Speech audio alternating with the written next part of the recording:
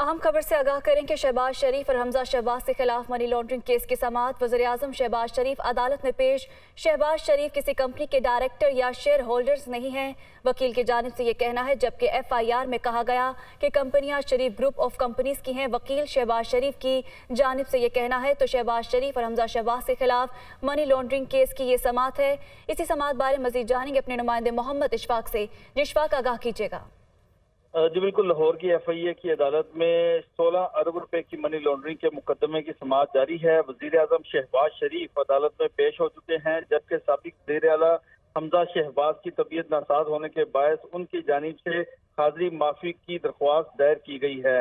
जबकि शहबाज शरीफ ने इस हवाले से मुकदमे से बरी होने के लिए दरख्वास्त दायर की थी, तो इस वक्त शहबाज शरीफ के वकील अमजद परवेज की बरियत की दरख्वास्त पर दलाइल जारी हैं। उन्होंने अपने दलाइल में ये मौक़िफ़ इख्तियार किया कि शहबाज शरीफ के खिलाफ झूठा और बेबुनियाद मुकदमा दर्ज किया। शहबाज शरीफ किसी कंपनी के डायरेक्टर या शेयर होल्डर नहीं है। FIA का इल्ज़ाम अमूमी नौयत का है और इस हवाले से शहबाज शरीफ को इंतकामी कार्रवाई का निशाना बनाया गया।